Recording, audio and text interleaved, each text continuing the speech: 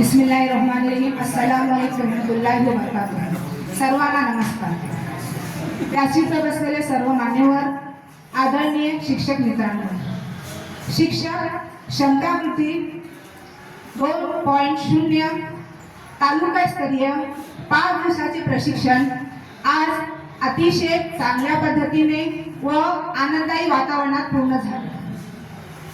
माननीय शिक्षकगण, मला हे सांगताना गर्व वाटत आहे की आपले कुल क्रमांक नंबर 1 ला आपल्याला उत्कृष्ट दर्जाचे तज्ञ मार्गदर्शन लाभतात. सूर्य व चंद्रासारखे आपल्या कामामध्ये सक्षम माननीय धाटाटकर सर यांनी आपली तज्ञ मार्गदर्शक व कुल प्रमुखाची भूमिका उत्कृष्ट पद्धतीने पार पाडली. मी या प्रशिक्षणाच्या सुरुवातीला त्यांचे एक वाक्य लक्षात ठेवले, ते म्हणजे NEP 2020 मध्ये भौतिक सुविधांना 10% भारांश दिलेला आहे. तर आपल्याला सुद्धा या प्रशिक्षणामध्ये भौतिक सुविधामध्ये कुठलीही कमतरता असली तरी याचा विचार न करता आपल्याला ह्या प्रशिक्षणामध्ये 100% शिकण्याचा प्रयत्न करायला पाहिजे, हे धोरण घेऊन मी माझ्या या प्रशिक्षणाला सुरुवात केली. त्याच्यानंतर कुठल्याही कार्याला नाही म्हणायचं नाही, कुठल्याही कार्याला नाही म्हणायचं नाही, हे आवाहन आपल्याला देऊन प्रशिक्षणाला सुरुवात करणारे ते म्हणजे आपले माननीय बाडगे सर यांनी पूर्ण प्रशिक्षणामध्ये सकारात्मक दृष्टिकोन राखून आपली भूमिका योग्य पद्धतीने पार पाडली. शैक्षणिक कामाचा अनुभव काही महिन्याचा असला तरी बोलण्याचा आत्मविश्वास 30 वर्षांसारखे होते.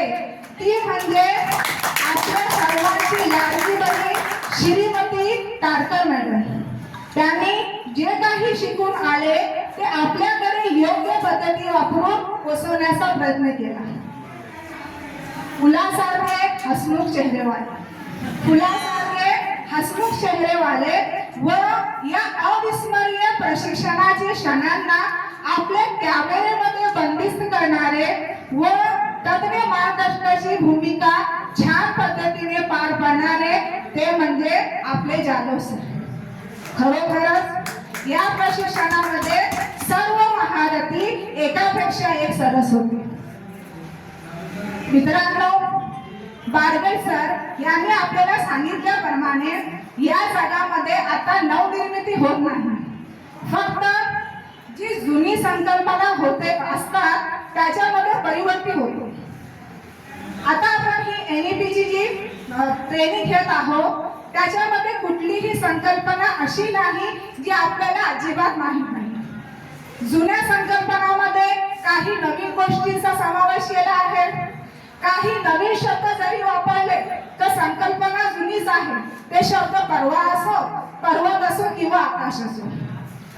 शेवटी आज आपण या प्रशिक्षणाचे वर्ग सोडण्यापूर्वी 21व्या शतकातील कौशल्य जर आपण स्वतः अजून स्वीकारले नसतील तर त्याला स्वीकारावे आणि ह्या प्रशिक्षण वर्ग सोडल्यानंतर ते कौशल्य आपल्या मुलांमध्ये कसे विकसित करावे याचा प्रयत्न आपण करू. एवढे बोलून आपले 2 शब्द संपवतो.